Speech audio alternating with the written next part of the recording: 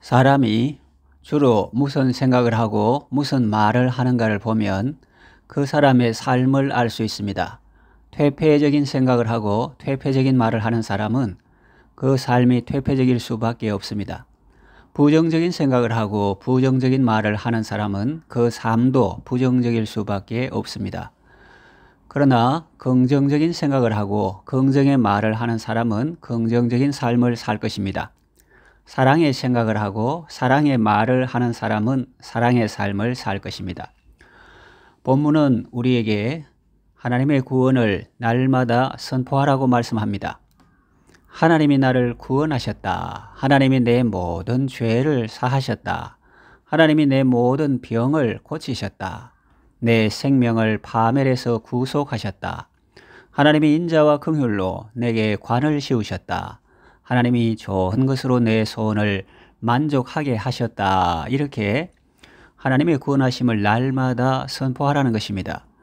이해하기 쉽게 표현하면 입만 열면 하나님 자랑하고 입만 열면 하나님이 나를 구원하셨다고 선포하고 또 하나님이 우리를 구원하실 것이라고 선포하라는 말입니다. 그의 구원을 날마다 선포하라는 말씀은 우리에게 향하신 사랑의 명령입니다. 그렇게 하면 우리에게 복이 있고 여러 가지 유익이 있기 때문입니다. 자, 그렇다면 우리가 하나님을 기뻐하고 하나님을 자랑하고 하나님이 나를 구원하셨다고 날마다 선포할 때 우리에게 어떤 복과 유익이 있을까요? 첫째로 하나님을 영화롭게 하는 삶을 살게 됩니다. 사람의 최고 되는 목적은 하나님을 영화롭게 하고 그분을 영원토록 즐거워하는 것입니다. 하나님을 자랑하고 하나님이 나를 구원하셨다고 날마다 선포하는 것은 하나님을 영화롭게 하는 것입니다. 그것이야말로 인생의 최고 되는 목적이죠. 세상에 있는 모든 것들은 그 목적대로 살거나 기능할 때 가치가 있고 아름답습니다. 새는 하늘을 날고 오리는 물에서 헤엄칩니다. 새가 하늘을 날지 않고 방 안에 들어와 책장 속에 책처럼 있다고 상상해 보세요. 아름다울까요? 어떤 사람들은 징그럽다고 생각할 수도 있습니다. 방 안에 있는 새는 그 본연의 모습은 아닙니다. 그리고 시계의 중요한 역할은 사람들에게 정확한 시각을 알려주는 것입니다. 아무리 좋은 재질로 만들어지고 그 모양이 화려해도 정확한 시각을 가리키지 않는다면 시계로서의 가치는 없는 것입니다.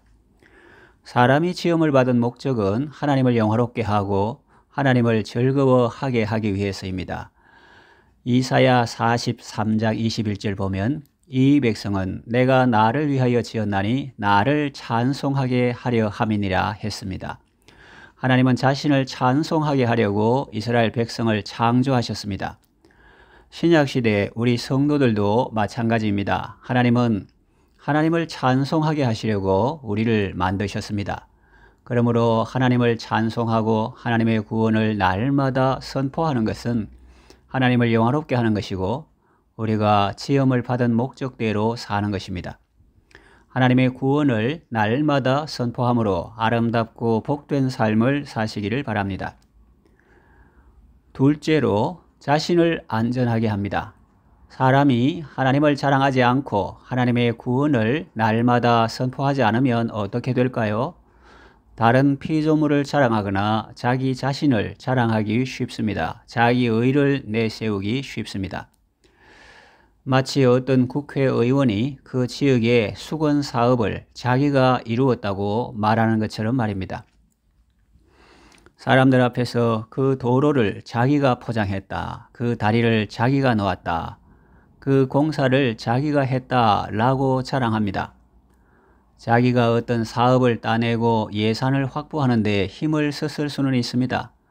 그러나 그 과정에서 도와준 사람이 있었을 것이고 또 현장에서 땀 흘리며 수고한 실무진들도 있을 것입니다. 그런데도 자신을 내세우면 어떻게 될까요? 교만은 패망의 선봉이라고 했습니다. 교만이 보이면 저쪽에 패망이 따라오고 있다는 말입니다. 문학적인 표현인데 쉽게 말하면 사람이 교만하면 실패하고 망하게 된다는 말이죠. 교회도 자기 의를 내세우고 자기 자랑을 하는 사람이 많아지면 위험합니다. 건강하지 못하게 되고 병든 교회가 됩니다. 여러분, 교회에 오셔서 헌금하실 때 하나님을 바라보십시오. 옆 사람과 비교하지 마십시오. 나는 얼마 했는데 너는 얼마 했니? 라고 묻지 마십시오. 각자 하나님 앞에서 하는 겁니다. 예수님은 부자가 헌금하는 것과 가난한 사람이 헌금하는 것을 보시고 말씀하셨습니다. 이 과부는 많이 넣었다. 부자는 그 풍족한 중에서 일부를 넣었지만 이 과부는 자기의 생활비 전부를 넣었다. 그렇게 말씀하셨습니다. 풍족한 생활을 하면서 10만 원 드리는 것보다 어려운 생활을 하면서도 10,000원 드리는 것이 더 귀한 것일 수도 있다 하는 말씀이죠. 헌금에 대한 성경의 가르침은 무엇입니까? 고린도후서 9장 7절에 보면 각각 그 마음에 정한 대로 할 것이요 인색함으로나 억지로 하지 말지니 하나님은 즐겨 내는 자를 사랑하시느니라 라고 말씀합니다. 그러니 하나님 앞에서 먼저 마음에 정해야 하겠죠. 미리 정해야 합니다. 그러니 헌금함 앞에서 돈을 찾거나 다른 사람에게 빌려달라고 하는 것은 준비된 헌금이 아닙니다. 헌금할 돈을 집에서부터 미리 준비해서 헌금하는 것이 옳습니다. 모든 것이 하나님의 은혜라는 신앙 고백으로 소득의 11조를 구별하여 드리는 것입니다. 또 감사 헌금은 하나님 앞에서 감사한 마음으로 드리는 것입니다. 그런데 옆에 사람하고 말할 필요가 있습니까? 각자 그 마음에 정한 대로 하면 됩니다. 어떤 사람은 재정적으로 큰 돈을 헌금합니다. 어떤 사람은 교회에 꼭 필요한 비품을 봉헌하기도 합니다. 그런데 그렇게 하고 난 후에 자기의 그런 행동을 다른 사람에게 알리는 사람이 혹 있습니다.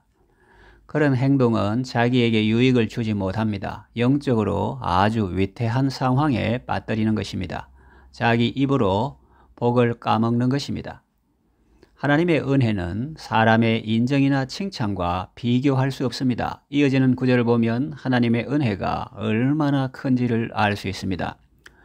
고린도후서 9장 8절 하나님이 능히 모든 은혜를 너희에게 넘치게 하시나니 이는 너희로 모든 일에 항상 모든 것이 넉넉하여 모든 착한 일을 넘치게 하게 하려 하심이라 했습니다.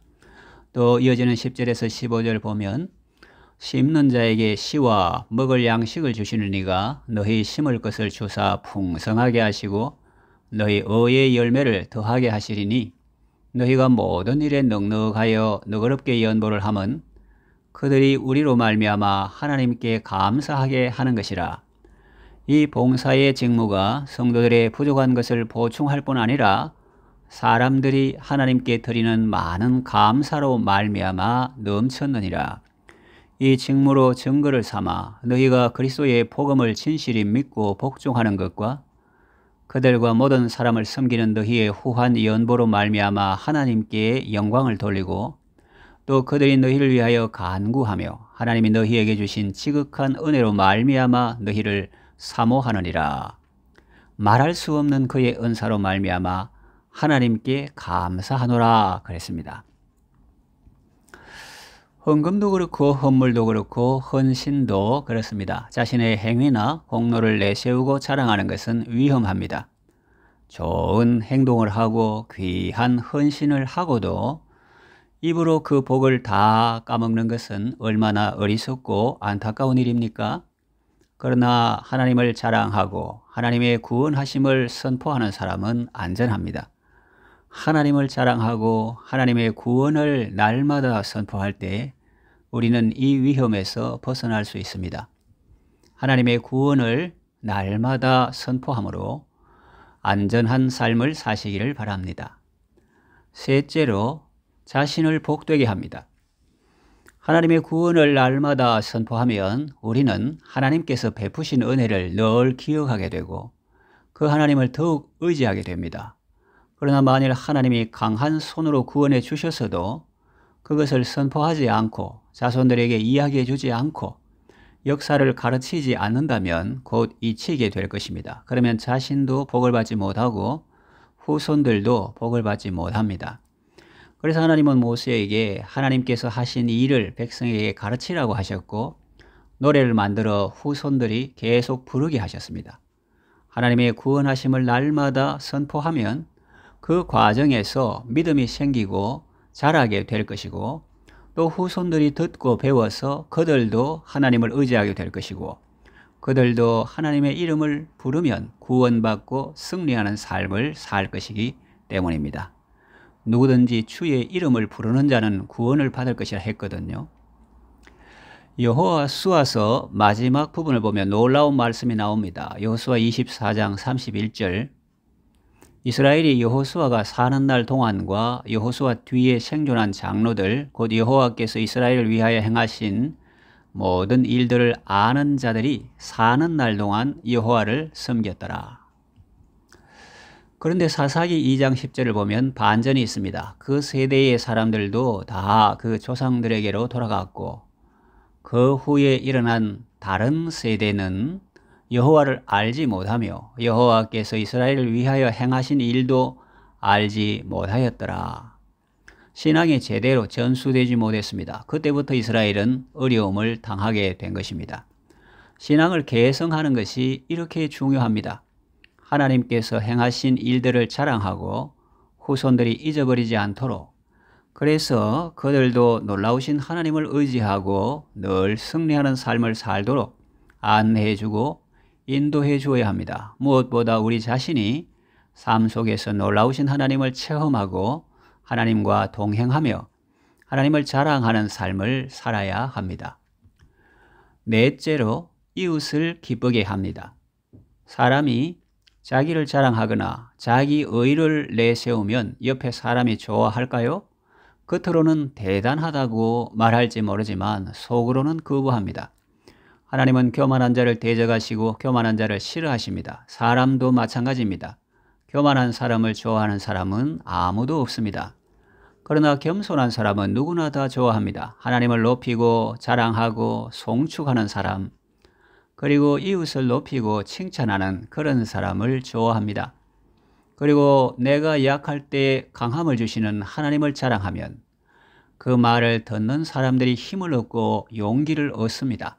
가난한 자를 거름더미에서 들어서 부자와 함께 앉게 하시는 하나님을 자랑하면 가난한 자가 소망을 얻습니다. 병든 자를 고쳐주시는 하나님의 사랑과 능력을 자랑하면 병든 자가 소망을 가지게 됩니다. 하나님의 구원하심을 날마다 선포함으로 가난한 자에게 소망을 주고 병든 자에게 소망을 주는 아름다운 삶을 사시기를 바랍니다.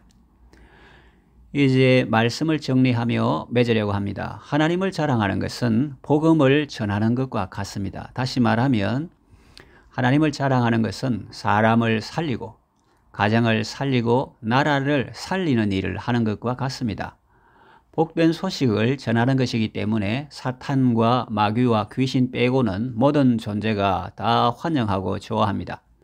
그러니 여러분, 하나님의 구원을 날마다 선포하라는 이 사랑의 명령에 즐거이 순종하십시오.